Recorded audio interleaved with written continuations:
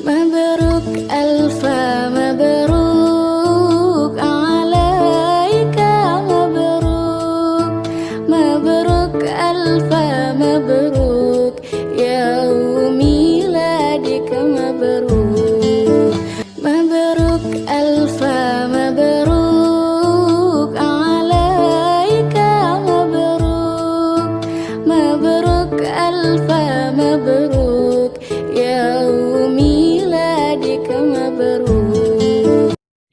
Tapi 4 orang ini, empat-empatnya dijamin oleh Nabi SAW masuk surga. Artinya ada penyebutan hadis tentang mereka di surga. Itu karena mereka mentauhidkan Allah di masa orang-orang Quraisy menyembah berhala. Dan mereka sempat mendakwahi kaumnya. Jadi mereka masih menjaga kemurnian ajaran Ibrahim alaihissalam. Ada di antara mereka nanti juga yang mengikuti ajaran Nabi Isa alaihissalam. Baik, 4 orang ini teman-teman sekalian adalah yang pertama Uthman bin Talha, kemudian Waraka bin Naufal, yang kedua, nanti saya ulangi lagi kalau ada yang mau tulis, yang ketiga Zaid ibn Amr bin Nufail, kemudian yang terakhir Qis bin Sa'ilah. Yang pertama Uthman bin Talha, yang kedua Waraka bin Naufal, yang ketiga Zaid ibn Amr ibn Nufail, dan yang keempat Qis bin Sa'ilah. Saya akan sebutkan kisah ringkasnya keempat orang ini. Keempat orang ini teman-teman orang yang gelisah sekali di Mekah karena mereka sudah sepuh ya, sudah berumur, dan mereka memang tidak pernah menyembah berhala. Mereka gelisah melihat orang tawaf telanjang, orang sembah berhala, orang makan bangkai, minum darah, segala macam. Di Mekah jahiliyah luar biasa. Mereka mengganti zikir-zikir dan doa kepada Allah dengan bersiul dan tepuk tangan. Ya, begitu mereka pada saat tawaf gitu kan. Itu Allah sebutkan dalam Al-Quran mukaan wa tasdiyah. Dalam ayat Al-Quran disebutkan mereka bersiul dengan tepuk tangan gitu. Maka mereka gelisah. Keempat orang ini lalu sepakat kita keluar dari Mekah aja. Maka kita mulai dari Uthman bin Talha dan Waraka bin Naufal. 2 orang ini keluar menuju ke negeri Syam. Dan keduanya akhirnya menemui pendeta Nasrani. Lalu mulai bertanya tentang apa itu agama Nasrani. Pada saat itu dengan mengambil kesimpulan bahwasanya Nasrani mengimani ada Tuhan namanya Allah dan mereka mengatakan Isa datang setelah Ibrahim, maka berimanlah Waraka bin Naufal dengan Uthman bin Talha. Ini ringkas cerita keduanya. Tentu Uthman bin Talha saya pribadi tidak menemukan hadis menyebutkan tentang dia, tetapi Waraka bin Naufal ada, sebagaimana saya jelaskan tadi kasus setelah bertemu dengan Nabi SAW dan dia mengatakan, hai Muhammad, demi Allah yang menemui kau adalah Namusul Akbar, nama lainnya Jibril AS yang telah menemui Musa. Kalau seandainya saya mendapatkan masa kau nanti diobatkan jadi Nabi, sudah diperintahkan berdakwah, maka aku akan jadi penolongmu, nanti aku beriman padamu dan aku pada saat kaummu mengeluarkanmu dari kota ini. Terus Nabi SAW menyebutkan pada saat Waraka bin Naufal meninggal di masa 6 bulan fase terputusnya wahyu, aku diperlihatkan Waraka bin Naufal di surga.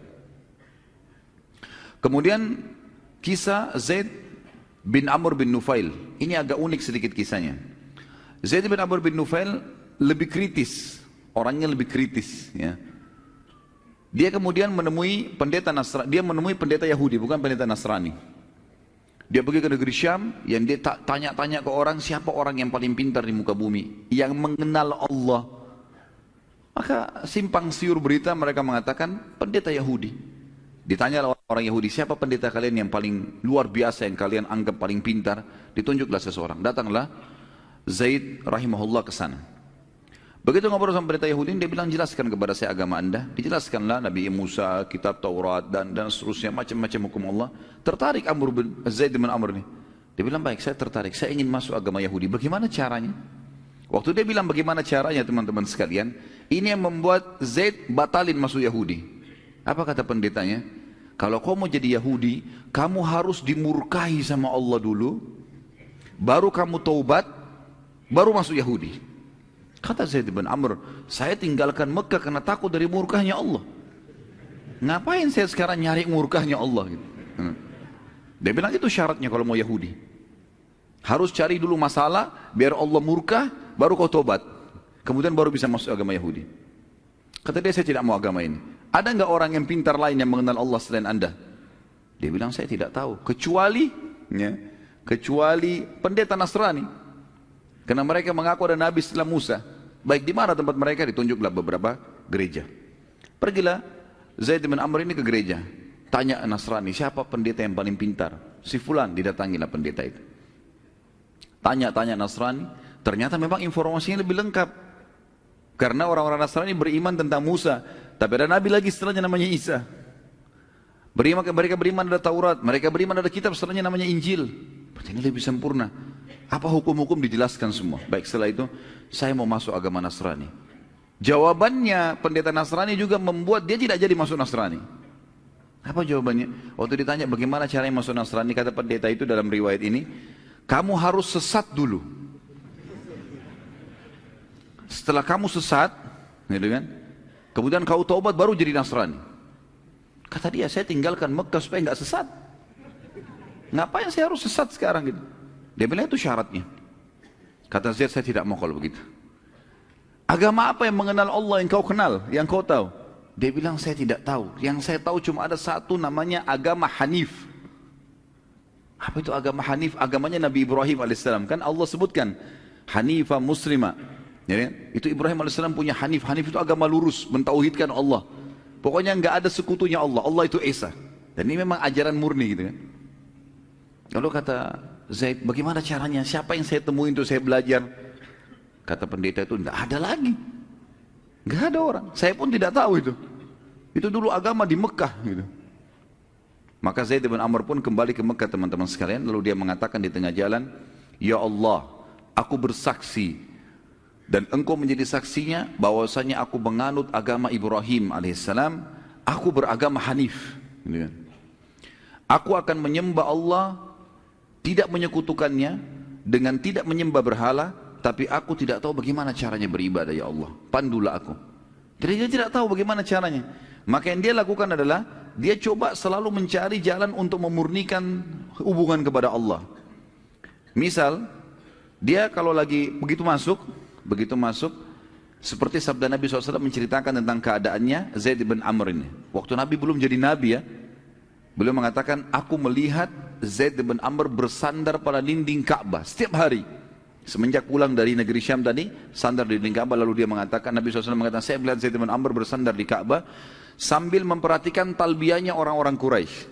Kan, kalau masih review teman-teman, pelajaran kita yang lalu, talbiyah yang syar'i dari Nabi Ibrahim AS dan Nabi Muhammad SAW juga ajarkan kita adalah labbaik Allahumma labbaik, ya Allah aku jawab panggilanmu dengan santun, labbaik la syarika laka labbaik, saya jawab panggilanmu dengan santun dan tidak ada sekutu bagimu, innal hamda wan ni'mata laka wal mulk, segala puji, nikmat dan kerajaan milikmu, la syarika lak, tidak ada sekutu bagimu. Ini tepat ini namanya talbiyah tauhid, pengisahan Allah tanpa sekutu. Amr bin Luhai, waktu dia lihat orang Mekah bertalbiyah begini, dia sudah terlanjur masukkan patung-patung. Dan dia bilang, ini patung-patung perantara antara kalian sama Allah. Bagaimana caranya supaya orang Mekah mau ubah talbiyah? Susah. Ini sudah turun-temurun dari zaman Ibrahim AS. Maka dia tambah kalimat syirik. Kalimatnya adalah, illa syarikan huwalak tamlikuhu wa ma malak. Na'udzubillah. Artinya, kecuali sekutu ya Allah. Ada sekutu yang kami taruh-taruh patung ini jadi sekutumu, yang kau juga menguasainya dan kau pemiliknya. Tapi tetap kalimat illa syarikan, kecuali sekutu. Ada sekutu yang disekutukan sama Allah. Maka Zaid bin Amr, kata Nabi SAW, berteriak pada saat mereka sudah mengatakan sampai kalimat labbaik Allahumma labbaik, labbaik la syarika laka labbaik, innal hamda wan ni'mata laka wal mulk la syarika lak. Pas di situ sebelum mereka tambah kalimat syiriknya illa syarikan huwalak, dia berteriak, cukup, jangan disambung. Selalu dia berkata begitu, berhentilah. Lalu orang-orang Quraisy melempari dia dengan batu, menyuruh Zaid bin Amr rahimahullah untuk meninggalkan tempat itu. Dia juga tidak cukup sampai dia tetap aja tidak, jangan, bertauhidlah kepada Allah. Ini ajaran Nabi Ibrahim, harus hanif, lurus, nggak boleh gitu. Jadi dia coba cari celah di mana yang ada kalimat syirik, maka dia tinggalkan sama dia. Begitu juga dengan orang-orang Quraisy, mereka suka datang membawa sembelihan-sembelihan, lalu kemudian mereka menyembeli untuk patung-patung itu. Ada di antara mereka teman-teman yang menggunakan nama Allah, gitu kan? Pada saat mau menyembeli, mereka menggunakan nama Allah, tapi untuk berhala. Tapi untuk berhala, gitu kan? Jadi misal orang Islam sekarang menyembelih untuk laut, supaya kapalnya tidak tenggelam, penjaga lautan lah, ya? Untuk apalah, untuk kebun, untuk rumah baru, segala macam. Menyembelih bukan untuk Allah, gitu kan? Walaupun menggunakan nama Allah ini bisa syirik, ya? Karena tujuannya untuk itu, gitu. Bukan untuk Allah SWT murni. Maka Zaid bin Amr berdiri dekat mereka. Jangan sembelih untuk patung-patung ini. Sembelihlah. Allah yang menciptakan hewan-hewan ternak ini untuk kalian nikmatin. Kenapa kalian menyembelih untuk berhala? Dan mereka habis disembelih, mereka nggak makan daging itu. Dagingnya dibuang aja di situ. Sampai membusuk di dekatnya berhala itu. Jelas-jelas patung nggak bisa makan. Ya rusaklah dagingnya. Gitu kan? Tapi begitu yang mereka lakukan. Tapi Zaid bin Amr terus mengingatkan. Terus mengingatkan. Sampai akhirnya Zaid bin Amr ini meninggal, dia wafat 5 tahun sebelum penobatan Nabi SAW jadi Nabi. Dan Nabi SAW bersabda dalam hadis sahih, aku melihat Zaid, aku diperlihatkan Zaid mengenakan pakaian-pakaiannya di surga.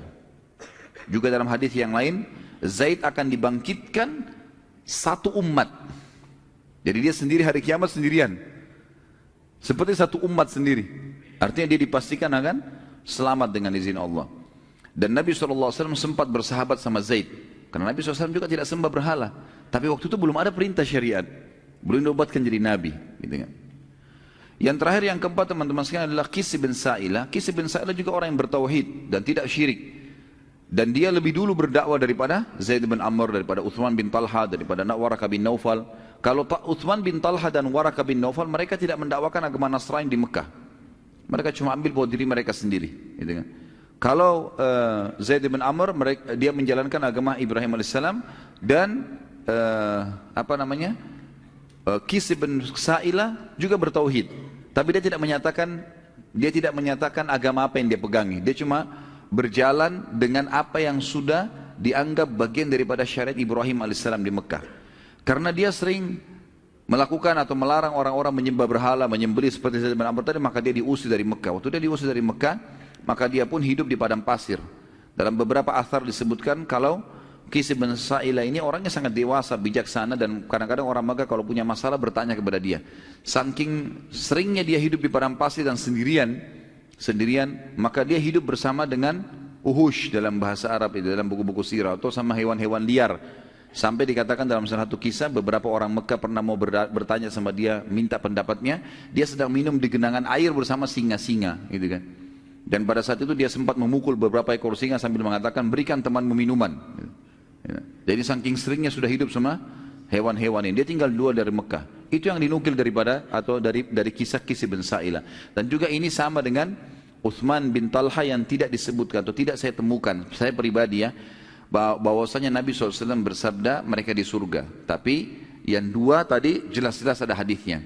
Walaupun sebagian ulama mengatakan keempat nama ini karena mereka bertauhid, atau yang 2-nya mengikuti ajaran Isa alaihissalam, selama mereka tidak menyekutukan Allah.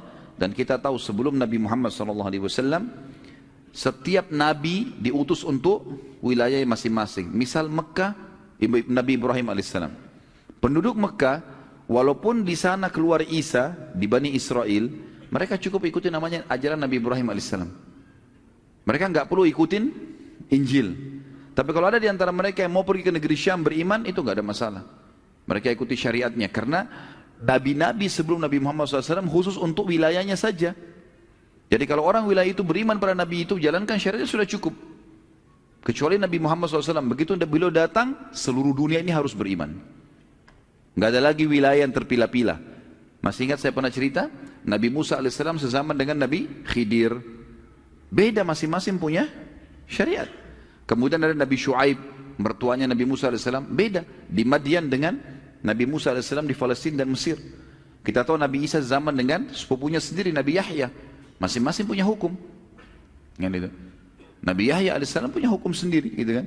Maka masing-masing berjalan. Dan orang-orang yang hidup di wilayah masing-masing kalau mengikuti syariat nabinya sudah cukup. Tapi mereka harus mengimani keberadaan nabi-nabi yang lain. Cuma penerapan hukum seperti itu.